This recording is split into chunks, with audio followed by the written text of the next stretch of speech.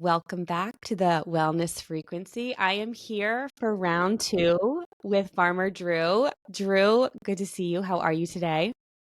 Doing well. Good. I'm so glad we're back.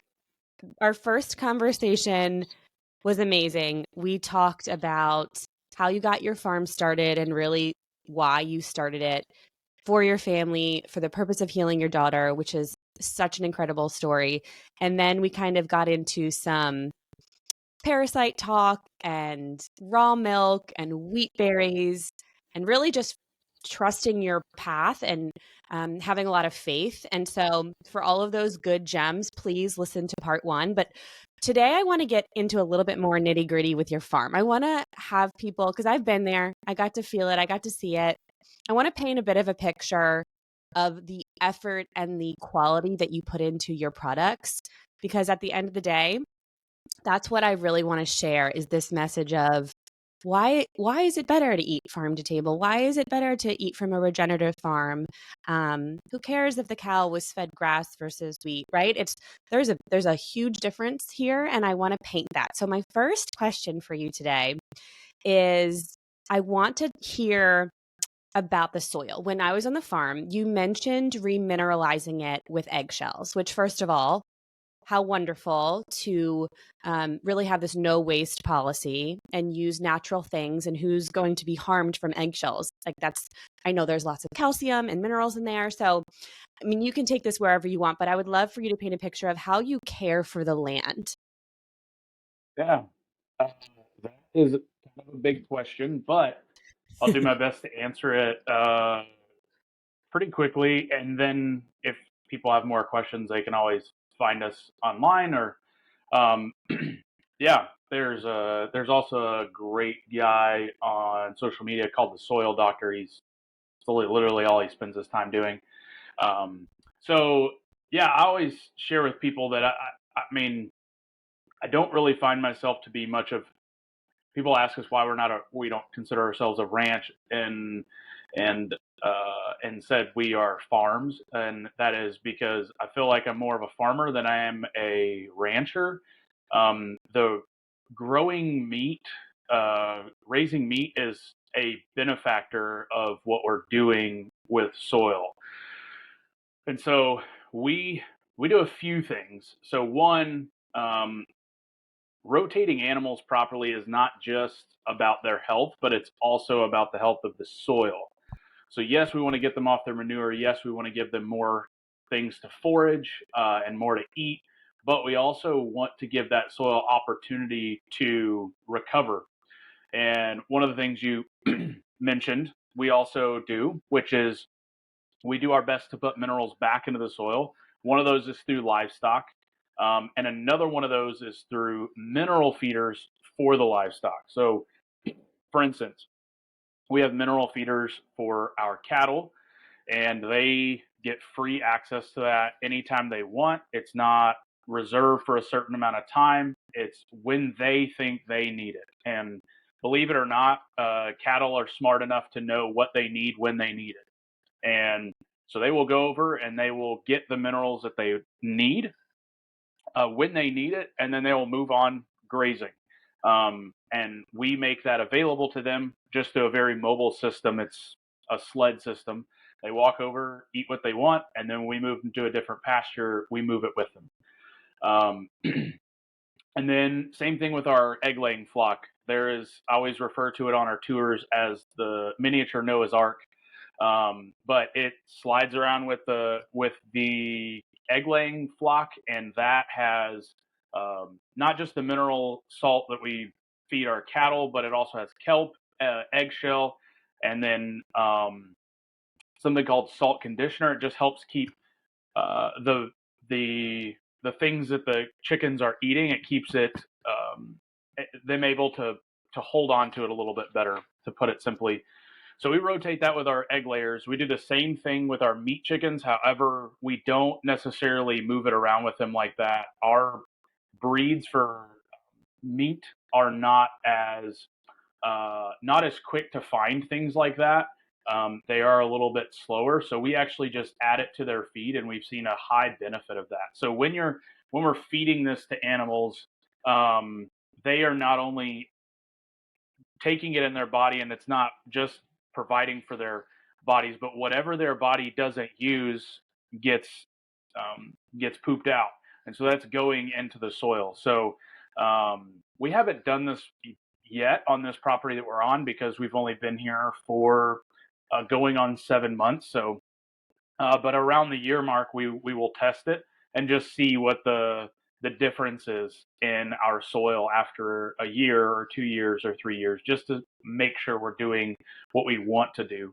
And that's what we currently do to help mineralize the soil. And then in our garden, we use as much as we are able to that comes out of our livestock operation to help feed the garden. So our compost that we use comes out of a system that we actually use for pigs during the winter, which is a deep mulch method. They are all hanging out on a big bed of deep mulch, anywhere from 8 to 12 inches deep when we're done.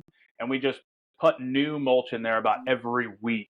And we feed them in there, and they poop, urinate, sleep in there. But it's so interesting because pigs actually poop and urinate in a completely different space than they sleep and they eat. So when you walk into the pen, you'll see where they sleep, and they don't eat over there unless you feed them there, which we don't. And then they have their space where they eat and they root and all that. And then you'll walk over, and it's a minefield where they have pooped and peed, and it's a little bit more heavy in that area. And So so they're actually cleaner animals than we give them credit for. way cleaner. Yeah, I actually, talk to people, and they're like, "Oh, I don't eat pork." I'm just always curious why. And they say, "Well, they're just so gross." I'm like, in some contexts, I would 100% agree with you about that. But in this context, I don't. I actually watch cattle poop on other cattle all the time. I've never seen another pig poop on another pig. Oh, this is so They get their interesting. space and they poop in their own space. It's just, I imagine that would happen if they didn't have enough room. But I mean, we've had cattle in pasture, and they're just grazing next to each other, and they turn and they poop on the other one. It's not, it's not, that hasn't been uncommon for me. Same thing with chickens. Chickens are not as clean as pigs are. I know it's good to know. And from my perspective, I've heard people say that pigs are kind of like goats where they'll just eat anything. So I think you're coming from the seat of, well, you see how clean they are and you know what you're feeding them. And from the outside world, not being a farmer, that's what you hear. You hear, and I grew up in Maryland. Have you ever heard of scrapple? Mm-mm. So scrapple is, I believe, all the scraps of the Oh, pig, different where they're name, but doing, yes. yes. So anyway, that's kind of colored my context of where they'll grind up different body parts and eyes, and you kind of just get this ooh factor. But first of all, this is definitely the first time I've heard that they're clean. And what are they eating on your farm, the pigs? Yeah. So we are feeding a corn and soy free diet, which is peanut meal, sorghum, and a multivitamin in most cases. But recently, and I share this with somebody yesterday. Currently, we are feeding corn because our most recent reach out to our feed supplier said, "Hey, sorry, we don't have one of the components for feed, so we can't make it for a certain number of weeks." We're like, okay. So we found a solution. It just doesn't have soy in it. And that's one that we stay away from most, simply because there's a decent amount of research that says that it affects their body a lot when consumed in high quantities. And most feeds that have soy in them it is there for the protein factor, which means there's got to be a decent amount of it. So yeah, it's a corn and soy free diet. To be completely honest, majority of the time.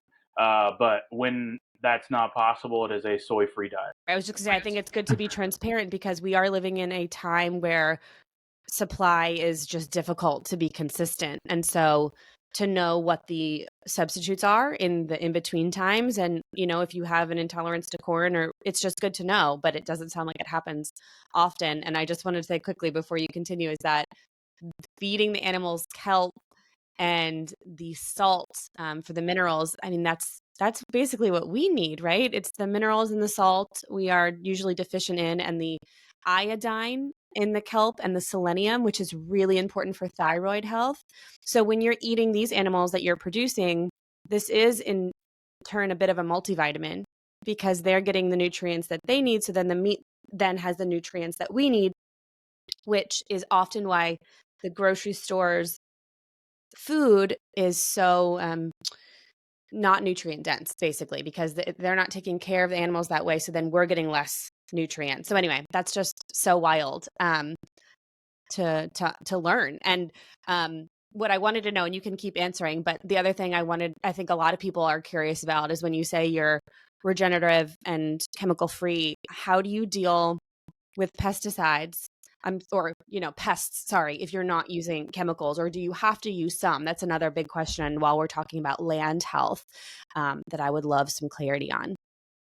Yeah. So, what we are looking to build, I know this is going to feel like an indirect response, but it's not. So, pesticides are not necessary, just to be super frank and short. But there's really no but to it. This is how we look at it. We are not I was talking to a landowner the other day and shared this with him. He said, like, how do I grow better grasses and all of that? And he wanted to bring more doves to his property because eventually he wanted to hunt dove on his property in a different space. And he's like, but this one here, I mean, there's just dove everywhere. And I said, it's because there is a good ecosystem there. He said, I said, everybody thinks about food for the animals, but animals want more than just food. Just like us human beings, we need a good environment. We want a good place to live. We want good quality water. And we want to feel good in our space. And I'm not equating us necessarily exactly to animals, but animals think very similarly in that regard. Maybe removed without the dynamic of emotional response to it all. I haven't done enough research in that regard, but we are trying to build ecosystem in our pastures, not like one type of grass to feed our cattle. And so when you are wanting to build, let's just say in this area, a coastal Bermuda pasture. Well, guess what? When you are building a coastal Bermuda pasture, you're getting one type of nutrients for that soil. You're getting one type of grass. You're allowing one type of species to be developed on your property, which means that all these other seed beds that are in that soil that you're not wanting to awaken, but you're allowing it to be dormant, are not feeding your soil. So you're going to need outside fertilizers. You're going to need outside pesticides. You're going to need outside those types of things in order to grow pasture that you want to be this type. And so that is when those things are needed when we're wanting to single out a one specific thing to grow in this one specific area. Like a monocrop, right? That's what it's referred Correct. to as. Yep. So there's monoculture and there's permaculture, and permaculture just meaning many. So a great way to think about this in terms of gardening, which is we have a market garden on property. We just planted tomatoes about 3 weeks ago. We transplanted them. We planted them back in January, but we transplanted them into the garden. And when we did that, we added compost, microbiology. We planted the tomatoes in, but we also planted a plant called nasturtium, which is a plant that pests don't necessarily love. And so it will keep them from wanting to be around those tomato plants as easy. Now, we have had our tomatoes in the ground since. They've grown, I don't know, 3 feet tall. We have had zero pests. And we're dead of spring, which means we should have some. But we don't. And it's not because we're spraying anything significant. It's because we're wanting to create a system there where the plants are working for each other. And it's the same way in our pastures. We want to develop, or more not, develop makes it sound like I have a big hand in it. I want to allow our pastures to awaken the seed beds that have necessarily been dormant for one reason or another, overgrazing a pasture to the point where it can't produce, or trying to monocrop a pasture to get one type of hay or one type of anything.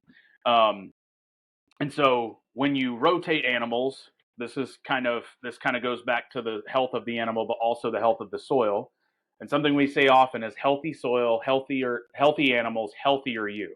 It's not going to make you healthy, but it's going to make a healthier you, because it's a journey to become healthy.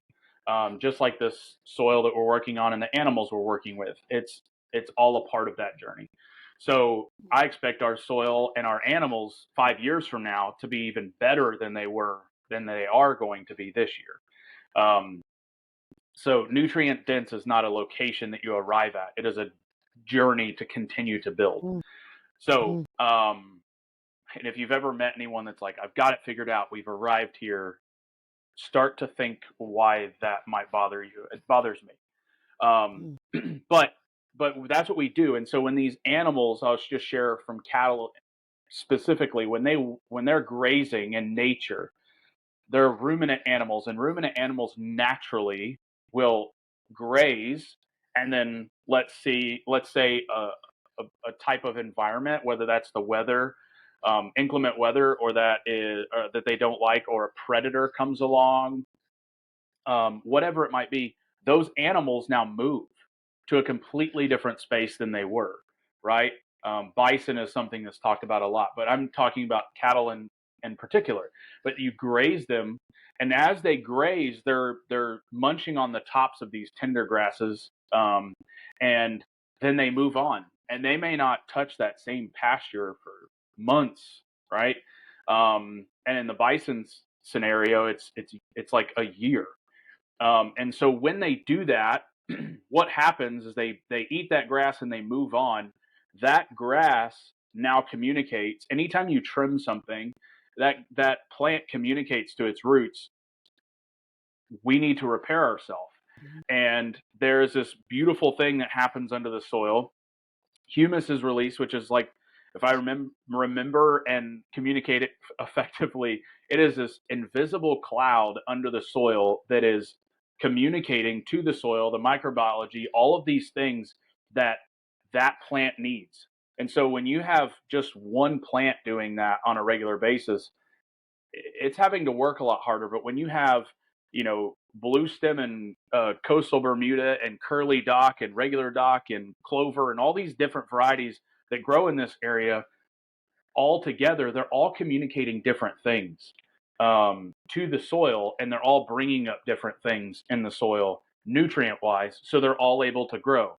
The second aspect of that is healthy soil does not the grass does not necessarily go completely dormant in in certain seasons. In certain seasons, maybe blue stem and coastal are huge, and then in other seasons, like for us, late winter, our clover is massive. Things like hairy fetch and fetch are more predominant in the early spring times of the year, along with clover. Well, those things are all great for cattle to eat. Clover in smaller batches, it can cause them bloat. But bottom line is that diversity not only helps on the grazing aspect and having to feed less hay over year, but it also helps with the soil. And each one of those things, this is kind of a side note, each one of those plants actually provide information for me as the farmer what that soil currently has. And I'll end with this as an example. We currently have tons of thistle that are growing in our the back 33 that we currently manage, um, and I was just doing some research. I'm like, why is there so much thistle back here? I don't necessarily want to mow it down. I just want to learn what is that communicating to me about the soil, what we have. And I looked it up, and as doing some research about what this plant needs and how it thrives and all of that, it thrives in high iron soil. So that's telling me that our back pasture is very high in iron, but I don't see clover anywhere, which means we're probably very low in nitrogen, which a lot of the grasses that grow here in this area need nitrogen. A lot of things need nitrogen. So as we're rotating our chickens, I'm throwing down radish and turnips and clover, like all of the things that I see as the soil is communicating to us what our soil needs. Is it all crazy beneficial for our animals to graze? Not necessarily. Are they all things that our animals are going to eat? Not completely. But is it beneficial long term for us to plant those things? The answer is yes. So at this type of farming, in the early stages, your input is going to be very high. Your dollar is going to need to be invested more and more. But as you walk along this journey, it should be less and less in the seed category and the input into your soil, and more on the labor and on the labor side of things. But again, I say this not to say anything other than I'm limited in my knowledge because I've been doing this for a short amount of time. So people like Will Harris or Joel Salatin that have been doing this for a couple of decades have a lot more experience and knowledge on this regard. So if you want to know more or you desire to know more than even what I'm saying or dive into more topics, I would check one of those individuals out because they are a wealth of knowledge. And I'm learning from them as much as I possibly can while they're here. So, Well, give yourself credit because that was super impressive. And knowing from your story from part one, how you just started from such simple means, it's wild to me. And I had thoughts when you were speaking. One is that underground communication of the plants and the grass reminded me of mushrooms, how there's just kind of like this invisible communication system, and nature is just so brilliant. And that leads me to my next comment, which is this is exactly why I think as consumers, we need to support your farm and farms like this, like yours, because we need to learn to eat what nature's providing. And you're supporting nature so that we are able to get products, animal products and vegetables and produce that is grown naturally. So if we want the highest quality product, we need to leave it to the experts to provide us things that are seasonal and not just go to the grocery store in December and expect strawberries because we're so spoiled with this convenience. And we're just getting further away from supporting this type of agriculture because then there's this expectation, it's supply and demand. Now we want strawberries all year. So then we've got that monoculture that you were talking about and it's killing the soil. And it just kind of hit me when you were talking like this mastery. That's why we have different skills. And we need to support this and be more adaptable and eat more seasonally because we don't even understand half of what's happening on the farm. So I'm glad you painted that picture so beautifully. And it was just a really perfect reminder of, as consumers, what our expectations should be. yeah. And even last episode, you mentioned I think you said it takes 9 months to grow a heritage turkey. Well, people want to go the day they want turkey and they want to get turkey. And it's just, I think we need to start shifting how we look at food supply. So thank you for that. And what I want to do is kind of just get a little bit more information about what animals that you're growing. So when I was on the farm, I saw pigs and cows and sweet puppies. And I remember goats and that hilarious goose. Is that what it was? Was that the one that Casey um, Hill. yes, that was very funny. What all animals do you take care of, and what products do they produce that you get to sell as a farmer? Okay, so I'm going to be very brief on the product side because I could go on for a while because we Sure. really try to be a no waste uh, farm, and a guy that I'm or a farm that I'm learning so much from is White Oak Pastures, and I think they do a fantastic job of that. Just learning what they do. Again, I probably know a small amount of what they do, but they do a fantastic job of that. And I'm not worried about competing with somebody like that, not because they don't live in Texas, but because he straight up says, I I'm just trying to feed my community, and that's what we're doing as well. And so I think if there's more farmers that are focused on feeding their community around them, then shipping out of the US and shipping around the US is not as important. The most important thing is getting farmers like us that are like minded around the US rather than shipping around the US. because the smaller the circumference of where your food comes from, the healthier you're going to be. You mentioned something like seasonal, which eating seasonally, there is not a better thing for you to do when it comes to your diet. You can go keto, you can go this, you can go that. The best thing for you to do is eat seasonally, wherever you live. And so we grow some seasonal meats here. One of them is goose, another one is turkey. We do not grow turkeys year round because it is not necessarily sustainable for us to grow turkeys year round. We absolutely could grow turkeys almost 12 months a year, but it's just not a sustainable practice for us right now.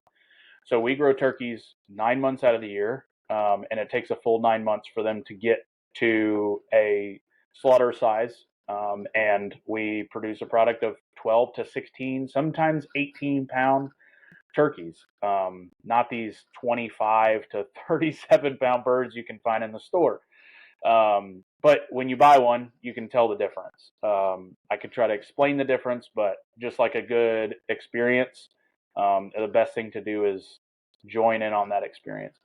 So goose is another one of those things. And duck is also another one of those things. We started growing duck not because someone asked us to, but because as a farm, we need to be able to have an income and like throughout the year. And so we found out that growing chickens between the months of like mid-October through January is just it's a it's a fight I'm not willing to try to win while compromising conviction. We because our land is a little lower than most, probably in Texas, our soil, even with regenerative practices, does hold water. I mean, when you get 20 inches of rain in a week, your soil has a hard time keeping up. And so we water and cold temperatures in those months, or cooler temperatures with chicken feet, result in dead chickens. It's just that nature. But ducks, they make the most of it. They're splashing around and enjoying the wet, cold weather. That's just what they enjoy. And so we realized we can grow ducks, and ducks are so incredibly impactful for the soil.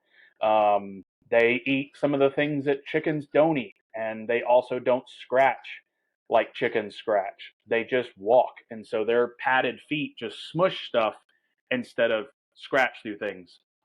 However, they make a very large mess, and they can turn a pasture that is wet into a sloppy mess pretty quick if in too small of an area. So we just give them a big space, and they kind of spread their wonderfulness all over that space. But what we grow year round is we do grow beef year round. However, we are a very small producer with beef, like 6 to 8 beef a year, cattle a year. We also have dairy cattle on site, and we share that through a program called the Herd Share, which is great, but it does involve commitment and understanding the cycle of dairy cattle. We also, I mentioned we raise chickens. So we raise a cross between a Cornish hen and a Brise chicken, which is a French chicken, for 10 months out of the year, roughly, give or take. This summer, we're actually experimenting not growing chicken for 4 months through the summer to not battle with the hot temperatures and giving our pasture more rest just to be able to prepare for fall and spring. And then we also grow pasture-raised pigs, and that is probably one of my favorite operations here. I just really enjoy them. It's a pretty big passion of mine. I think there's a lot of not necessarily full lies, but just some very gray truths about pigs. And yeah, not that I necessarily single-handedly want to debunk those, but pastured pork is unlike any pork. My mother-in-law came over for a birthday dinner for my daughter a couple weeks ago, and we're sitting down and we're slicing through pork chops, and I put some on her plate because that's just my role at the table. I like to cut meat the proper way so it's nice and tender, and then I love to serve it to people to give it that time to rest. But she was eating it. She's like, "Oh my gosh, this beef is so good." And I was like, "It's not beef, it's pork." She's like, "There's no way. Like this is not white in the middle. This is kind of pink." And I was like, "Well, it's the quality of meat that you're eating." She's like, "This does not taste like pork." And I was like, "No, it doesn't taste like the pork you're used to eating." And so if anybody that's had our pork, it's not just me communicating that. Anyone that's had our pork or pastured pork for the most part will communicate the same thing, because it's just hands down a much more superior product than what you're used to getting.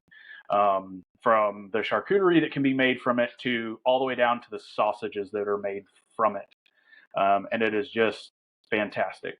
I'm trying to think if Well, there's anything else.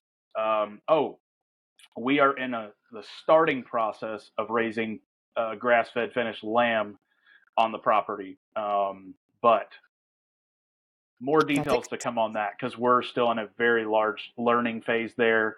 And our goats are leaving today. I'm done with goats. are they so naughty? Yeah, they're terrible. Or at least the ones we have. I think they've had some learned behaviors through just being curious. Goats are really curious. They are also very cute in stages. But these have learned the ins and outs of the feeding routine, and how to get in and out of areas so that they can eat feed. And yeah. So we're finding them a new home. That just makes me laugh. They just sound like they're so bad. I've read just books about, this is random, but just books about telling stories about goats, and they will just destroy. They're very destructive, and they've They got absolutely some can be. attitude. Yeah. Um, They're but I extremely useful, though. Extremely useful. We used them in our last property, and they provided an opportunity to eat through like some very low forestry. Then we ran pigs through it. Then we seeded it, and we created some silvopasture, which is just forest pasture, and it was beautiful. That symbiotic relationship with those goats and the forest and the pigs and all that, it was great. But we just don't have infrastructure for them here or a purpose for them. So the best thing for them to do is go, um, instead of stay, because they're just creating chaos. So Well, that sounds fair. And when you were talking about the pork, now I need to get some pork chops, because I have to say, when you get your hands on meat from your kind of farm, you have to taste it to believe it. Because just like you said, that's the response in my family, is this does not taste real. This is euphoric. And there is burger meat my daughter will eat only this kind of meat. And then after we bought from a regenerative farm and had a half a cow, we started getting used to this kind of meat. We bought grocery store ground meat and did not have any idea how tasteless it was. We didn't know. It's all we knew. But I'm telling you, get your hands on some of this stuff. Pork's on my list next time I see you. You were very yeah, busy at the market this week, which I love to see. But I did have your bacon, which is another awesome example, because you learn what it's supposed to look like and taste like. And we just only know what we know because of the convenience factor. And it's no shame. It's how we were raised, but do different and reach out. And then you just can't go back when you've had yeah, high quality meat. The taste is insane. yeah. Um, I will say this.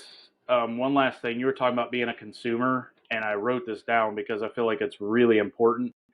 Yeah, I think we all know the quote. If you don't, maybe you just don't. But I think it was Mahatma Gandhi said, "Be the change you want to see in the world." And I would take it even a step further and just say, if you want to help the soil go from being dead to alive, and help encourage people to see that and know that and all of that, then put your money where your mouth is. Stop buying from grocery stores for the most part. Buy the things you know, the farmers you trust. I'm not saying completely. There are some farmers that sell to grocery stores and you can trust them. But, and I don't know some of those anymore, or most of those anymore, because I don't buy meat and other things from the grocery store. I eat most of it from here. But find those that you do know and you can trust, and do that. And if not, invest. If you want to be a part of the change, invest your money where you want to see change and be a part of growing that. Because if not, then your money and your time are supporting what you want to see grow, whether that be in your food system or yourself or your family or your world. Yeah, I just wanted to share that because I feel like at times it feels like such a big responsibility. It's like I don't have time to be a homesteader. I don't have time to go to the farm. It's like if you don't have time to do either of those, be an investor of change and invest your time and your money where you want to see change. So I'm so glad you said that because that's exactly what I wanted to spark a conversation here with this podcast is it's really providing the motivation because you do better when you know better. And if we can paint the education as to why, the motivation will come naturally because there's nothing more exciting than taking care of yourself if you're a wellness advocate and you care about your future. And when you understand the difference in choosing your food quality, then the motivation comes. So I'm so happy you have shared so beautifully some of these thoughts. And one more thing that I wanted you to speak on, which I think fits perfectly into this conversation, is another project, just in case Drew wasn't busy enough, that he has started, is farm school on his farm. It is such a sweet concept. Can you please tell us about that? sure. So it actually started off with something we're doing this summer called Farm Camp, and Farm Camp came from my time as a student pastor for a while. Always have just really had a passion to teach the next generation because it was one of the hardest times of my life was being I think it was between the ages of like 8 and 16. My parents divorced when I was 4, so just that whole gamut of being a child was really tough. Not specifically just because of my parents, but because it was tough. There's a lot of things that happen. And so we wanted to help inspire and educate. So we have 3 core values as a farm, and that is education, inspiration, and empowerment. We don't want to just feed people food because growing enough food to feed the entire community that we're around is impossible where we're at. Doesn't mean it's not going to happen in the future. Just it's impossible where we're at. And we need more people to join in on this journey. So if that's the case, then we need to inspire people with what we're doing. We need to educate them why we're doing it. And we need to empower them to do something themselves. And so we said, what better place to start than the next generation? So we started a farm camp for ages 3 to 7. That's where we started. Because if you know anything about education, the mind is most formed between the ages of 1 and 5. And so it was like, okay, let's do it. Let's help these kids at that age be a sponge to some of the most important things that they could potentially be a part of. And so, anyways, we started Farm Camp and it was awesome. And I learned very quickly I am not the person to teach 3 to 5 year old kids. And so we partnered with a local teacher that does something called Tinker Garden, which if you don't know what that is, look it up. But it is an outdoor concept for kindergarten, and it's wonderful. So she joined in and she started teaching Farm Camp for us, and it has just exploded. We just started this, and we did Farm Camp in summer of 2022. Then we did Farm Camp in the summer of 23, and we had to double it. Then at the end of Farm Camp, we were like, man, people just keep asking, are you going to do Farm Camp in the fall? Are you going to do it in the spring? And we were like, we have so much going on. Like, how could we potentially do this in a sustainable way? It's not sustainable to take 4 days out in the middle of a fall or a spring week and planning it to where other people can join in and not just a few. And then within 3 or 4 days, it was like, why don't we make it a 12-week term? And we opened up one class, and that class filled up in like 3 weeks. And then we opened up another one because we realized it was a need, and that one filled up before class started. And so we ended up, or no, sorry, that was this past term. Everything's moved so fast. Our first term, we opened it up to one class, and we said 10 people at most. And then it was like, okay, 10 people with one teacher, that's sustainable. And then it was like, okay, we need more space because this is such a need. So we asked the teacher. Teacher was like, okay, yeah, 12. And then we went to 14, and then 16. It was like, okay, 16 with some help. That is absolute the most we want to do because we want there to be a good ratio of leader to student ratio so they can really learn and ask questions and dive in and get hands-on stuff. And come spring, we had to open up 2 more. So we went from 8 to 16 pretty quick, and then this spring we had 37 families a part of farm school. So it's obviously a need in our community. So we're branching out, doing more. We're investing money to start a 501c3 based on education, a core value that we have here, inspiring and educating the next generation. And we are going to be, I believe, launching 4 classes in the fall, which will open registration up with that once farm camp is done. But if somebody wants to experience stuff here on the farm when it comes to education for their kiddo, I would hop on our website or on our farm store and register for farm camp as soon as possible. It's $400. And I will tell you, every bit of that dollar goes towards providing a good experience for your kiddo or pays for the food that they're taking home. So you're either providing for your child an education or providing for your table with food. Very little of it goes to us as a farm. I tell people all the time, they're like, you must make a killing on farm school. I'm like, no, we don't. We just don't. And that's not the point. The point is to educate and inspire people. And so that's why we're doing a 501c3.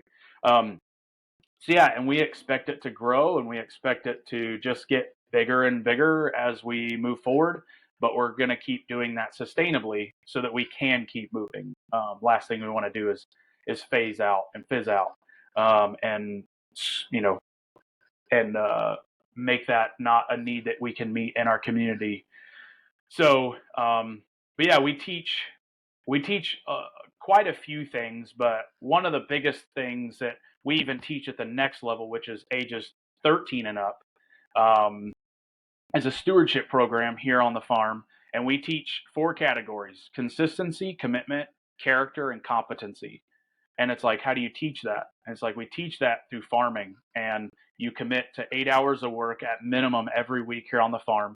And the first couple of times you're here, you're a shadow, you're a fly on the wall, and you just learn. We don't expect you to do any work. And so those are the 2 areas where we're doing our best to educate, inspire, and empower people. And out of that avenue, actually, we are hoping to do even bigger things that I'll leave for a future conversation. But we also have hired people out of that program, the stewardship program, to work with us here on the farm. And it is such a blessing to us. And so we've watched people come out of that program and go on and do bigger, better things than what they were doing right there at that moment. And or they stick around and they work for a little while and then go do that. It just depends. So those are the 2 things that we are doing right now. And one of them is for the younger of the next generation. And the next is for 13 and up. And I say up because we have a woman here that is a steward, and she comes here 4 days a week. And she is just, yeah, she got a servant's heart, and she serves the farm and our family and all those things kind of combined. But and she's in her 50s, and she can put in some work. So yeah, that's a cool avenue if somebody is in their later years and they want to learn, or not, or you're in your 20s, your 30s, and you want to learn, you can do that too. So your preacherness is coming through, because this is so poetic. It's poetic. The inspire, educate, empower. I'm just kind of like, this is so magical. I know you work so hard, but you're putting so much thought behind this and intention and the energy. I mean, this is called the wellness frequency, not to be cheesy, but there's a vibration. Every person has a different vibration, every word, every emotion. The frequency, the energy behind this whole concept is so pristine. It's really poetic.